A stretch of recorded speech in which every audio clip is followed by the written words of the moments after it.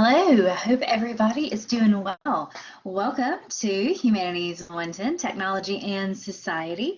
I'm really excited to be working with you this summer. Today I'm recording from my home office. I'm taking some online meetings today, and my internet and setup tends to be a little bit better here for a whole lot of that, so working from home today. I am, however, on campus this summer. My office is on the Lee Main campus in Powell Hall, formerly known as the Classroom and Fitness Center, or CFC, Building 17, the building with the big gym. My office is downstairs in that building, and I'm happy to meet with you in person or online.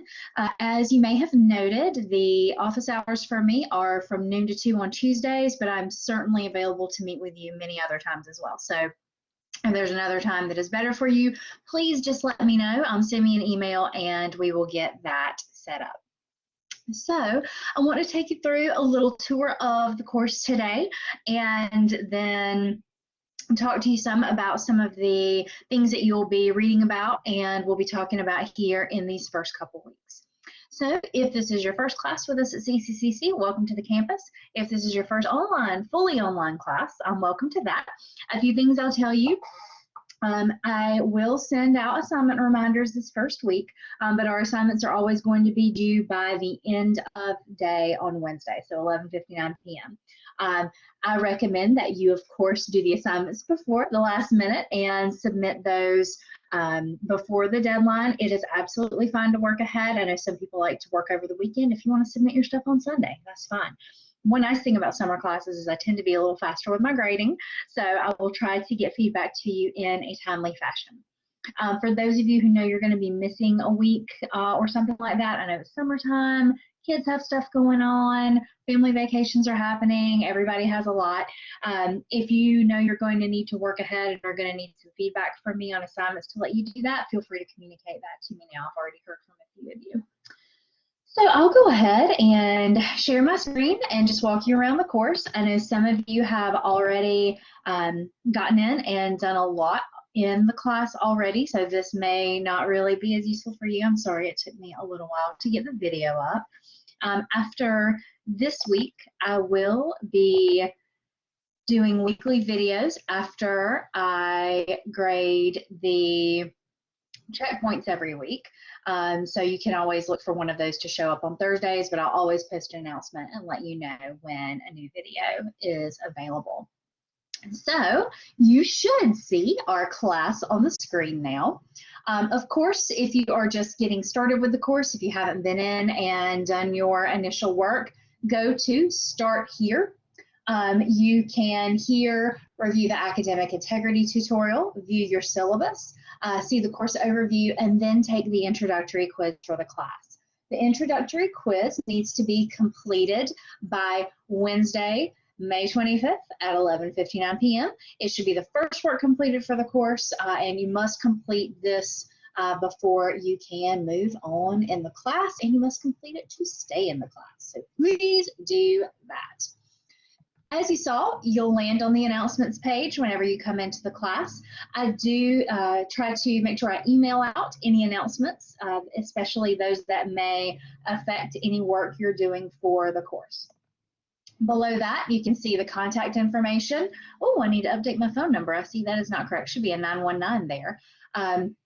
You'll see here too that there is a link. You can also see this link on your syllabus, and I'll go ahead and drop it in our course menu as well, to my virtual office. It's been pretty convenient for students to use that feature to meet with me. I have that virtual office open during office hours, and I can also meet you there by appointment. If you ever need to get in touch with my department chair, his information is here, and the distance education info, along with Blackboard student services and the information for the library. So beneath that is the course content section, where you will see, guess what, all of the content for our course. I am adding content to the course. Obviously, we will be together for more than 2 weeks, and my goal is to have just about everything for the course in place by the end of May. I hope to have everything done let's say by the end of next week. So I'll be opening up folders throughout the next week or so. You already have access to everything through June 1st. For those of you who like to read ahead, I definitely recommend you do that. I especially recommend it for week 2 because there's a lot of stuff in there. So every week I'll give you a to-do list on the front of the folder, and you'll also see it replicated inside the folder when you go in. So you'll have a few different kinds of assignments. Obviously, there are things to read. You have a introductory discussion post this week. I'm trying to move more into annotation assignments and interactive assignments of that kind, and a little bit away from the discussion board post. I feel like they can get kind of repetitive. And I know students have had that complaint, so know that we hear you. And we will be using Hypothesis for some annotation assignments. I know some of you have already been in here, but I'll jump on and show you Hypothesis. I really love this platform. It's collaborative annotation. It works with any PDF or non-password protected site on the web, so I can, send you somewhere and we can go and comment together on something on the internet. So to use Hypothesis, it is super simple. You can highlight, whoops, that was a little bit of a big highlight. Let me do that. And then you can click the annotate button and put in your comment. You can also come over to a classmate's comment and reply to it. I do that. So if you ask me a question, come check back and I'll have responded to it. If I see a pattern of questions in a Hypothesis assignment, I'll definitely address those in the next week's video as well, or post an announcement if something is more urgent. You can also, if the highlights start to bug you, hide the highlights. You can highlight just for yourself and make that not visible to others. And you can just get all of this stuff out of the way if you would like and just read the document. Anytime that I ask you to do a hypothesis annotation on the syllabus or a course document or anything like that, I will also be sure to provide you with a PDF that you can go to directly. All right. So, going back to our folder, I'll typically have your instructor video posted at the top of the folder once we're into that week. And then you'll have your checkpoint assignment. In the checkpoint, if everything's fine, you can just tell me everything's fine. If you have a question or you need help, this is a great place to ask. I do check those every week and I'll respond to you directly in the checkpoint. And then if there's a big question that a lot of people seem to have, I'll definitely tackle those for you in a video as well.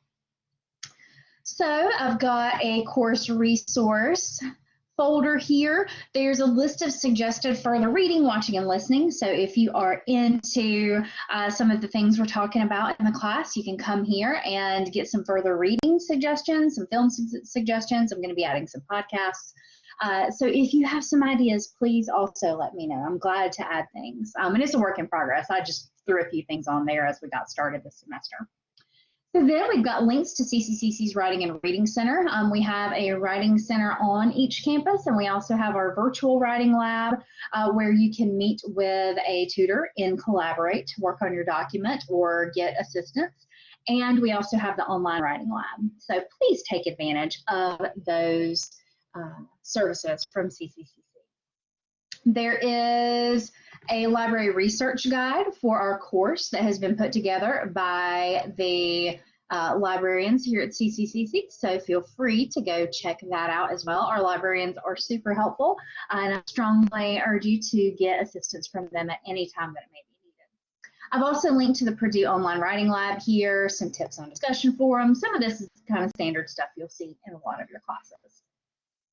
So there is a calendar in Blackboard. I do not set up this calendar. I do not maintain this calendar.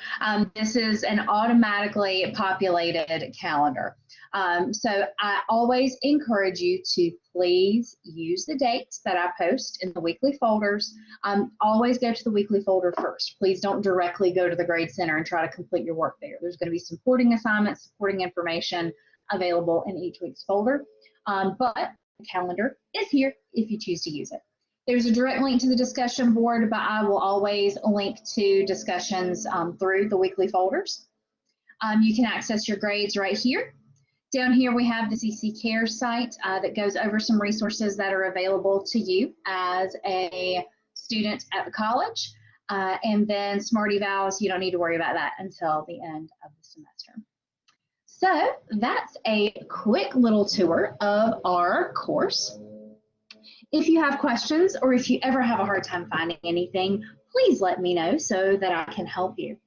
And of course, since I sat down to record this video, the lawn care people have shown up, and now there are suddenly leaf blowers and weed eaters going outside, so I hope that's not too loud. I'll cut this video short here in a couple of minutes and come back to it later. All right, so these first couple weeks of the course, we're going to be focusing a lot on the history of technological developments and how they've impacted our society. We had previously used a book for this course called Second Machine Age that talks a lot about the just bizarre sprouts of digital growth that we've had in the last few decades and how that's really changed the face of education, employment, and how things are going to continue to change pretty rapidly in the future. So I've provided in week 2 a technological timeline. I've provided some videos to kind of help contextualize the sort of exponential growth that we've experienced. And you'll see some references to some different vocabulary in these first couple weeks and throughout the course. Some things to keep in mind, an artifact. An artifact is any physical object that is a result of technology. So we'll talk about technological artifacts. An iPhone is a technological artifact. A pen is a technological artifact. I also want to remind you to be careful when you talk about technology. Everything we use is technology. Everything that we have created or used to make our lives easier or more efficient is a kind of technology. So if you're really talking about, say smartphones, don't just, blanket state technology. If you are talking about, digital communication, say that rather than just saying technology. I often remind students, technology is also a pencil. So, make sure that you're precise with your wording. I'll get on your nerves with that throughout this class, asking you, well, what kind of technology are you talking about? So you've been warned. You may also see the term polypotency, which refers to something having more than one function. So for instance, the internet is polypotent. We use it for work. We use it for play. We use it to pay our bills. We use it for a great many reasons. That said, technologies also have a focal function. I present my husband's grandfather's stapler. It's nice and rusty, nice and old swingline stapler. Focal function of this device is to attach your documents together with a small piece of metal. Let's also say, though, that it was really breezy in here. It could also function as a paperweight. Or if an intruder came into my house and surprised me, it could also function as a weapon. It's very heavy, very sturdy. So the focal function would be as a stapler, but it could also serve as a paperweight or a weapon. I'm not a violent person, don't worry. So you will also maybe hear the phrase or see the phrase invisible technologies. These are technologies like our currency system and timekeeping. We don't often think of calendars and time as technologies, but they certainly are. You may definitely discuss revenge effects of a technology. So that is when the effect of the technology is exactly the opposite of what it was created for. We hear people talk about this a lot with social media, that now with the advent of social media, a lot of people are more withdrawn when some of these systems are really designed to help people communicate and bring them closer together. So those are a few little vocabulary pieces. I don't want to overwhelm you. I'll have another video posting last week where we'll talk some more about exponential digital growth. You'll see some videos related to that in next week's folder. Please let me know what you have questions about with your early readings. I know I got you started with the filing cabinet, this sort of examination of how work culture and technology has changed and how a filing cabinet, which was a great way to solve a problem, now seems really outdated. I wish I had my light on so you could see it. I have a 1920s wooden filing cabinet behind me that I still find incredibly useful. but I'm a little bit of a Luddite. A Luddite's a person who rejects technology. I don't actually reject technology. I'm just a little bit old school, and I use a lot of paper. If you have seen my office, you know that. When you see it in one of the next videos, you will think, wow, how is this person teaching my technology and society class when she is using a lot of old technology, like say 1950 staplers? Hey, still works. So we'll talk a bit about technological history. We'll talk about some of the major developments. As you are reading, keep in mind that there are several technological revolutions that we really talk about, though the jury is sort of out on whether those are really the true technological revolutions.